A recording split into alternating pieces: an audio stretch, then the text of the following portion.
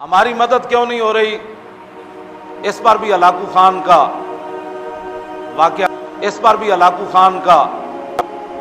واقعہ میں پھر میری گفتگو ختم۔ الدین خوارزم مسلمانوں کا بہت بڑا سپہ سالار ہے، وہ لاکھوں کی فوج لے کر ہلاکو خان کے مقابلے میں گیا۔ عین جب لڑائی کا موقع آیا تو الدین خوارزم نے اپنی فوج کو واپس بھیج دیا اور خود بھی واپس پلٹ آیا کہ ہم نے نہیں لڑنا ہلاکو خان سے۔ لوگوں نے کہا کہ یہ آپ نے کیا کیا ہے، وہ بغداد کی اینٹ سے اینٹ بجانے آیا ہوا ہے اور آپ فوج لے کر واپس آ گئے، کیوں نہیں لڑنا چاہتے؟ توجہ کرنا، ہماری مدد کیوں نہیں ہو رہی؟ الدین خوارزم کہنے لگا کہ میں ہلاکو خان کی فوج کا مقابلہ نہیں کر سکتا۔ اس نے کہا کیوں؟ اس نے کہا جو میں نے سنا نا اور جو میں نے دیکھا تم نے نہیں دیکھا۔ انہوں نے کہا تو نے کیا دیکھا؟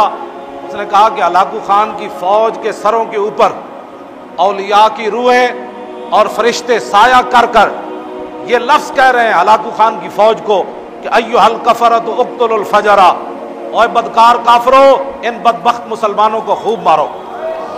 نے کہا جب اللہ کی مدد ہی ہمارے ساتھ نہیں ہے، فرشتے بھی اللہ کے یہی کہہ رہے ہیں ان بدبختوں کو مارو۔ یہ کلمہ حضور کا پڑھتے ہیں، آئیڈیل غیروں کو سمجھتے ہیں، یہ کلمہ پڑھ کر بھی ان کو یقین نہیں ہے کہ ہم نے کیا کرنا ہے۔ انہوں نے پاکستان حاصل کرنے کے بعد 69 سال گزار دیے حضور کے دین سے خوف زدہ کرتے کرتے، آج بھی حضور کے دین کو انہوں نے ہوا بنایا ہوا ہے۔ اسلام آ جائے گا تو ایسے ہو جائے گا، اسلام آ جائے گا، لوگوں کو ایسے ڈراتے ہیں جیسے ڈاکوؤں سے ڈراتے ہیں۔ اسلام کو انہوں نے ہوا بنا دیا۔ انہوں نے کہا کہ ایھا الکفرۃ اقتلوا الفجر، اوے کافرو ان بدبخت مسلمانوں کو خوب مارو۔ اس نے کہا جب اللہ کی تائید ہی ہمارے ساتھ نہیں ہے۔ جب خالد بن ولید پھنس گئے تھے نا شام کے محاذ پر، اور پوری فوج نے، ہزاروں کی فوج نے، ان کے 10 بڑے بڑے سپہ سالاروں نے خالد بن ولید کو گھیر لیا تھا اور صحابہ کو پتہ نہیں تھا کہ خالد کدھر گئے۔ خالد بن ولید تنے تنہا ان کے تعاقب میں نکل کھڑے، انہوں نے پہچان لیا۔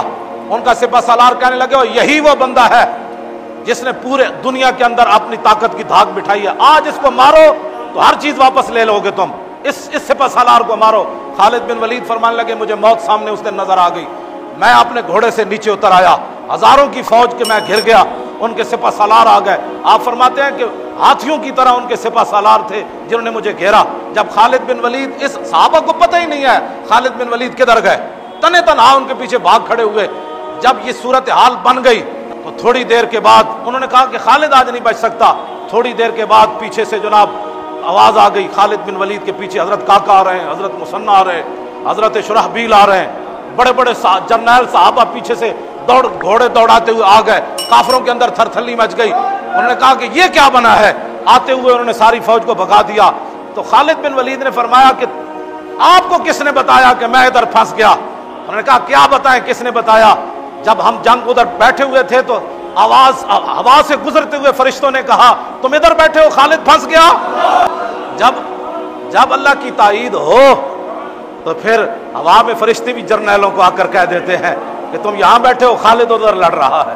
اور جب اللہ کی تائید ہی نہ ہو اور مسلمان گھر میں بیٹھے اسلام کے خلاف باتیں کرتے ہوں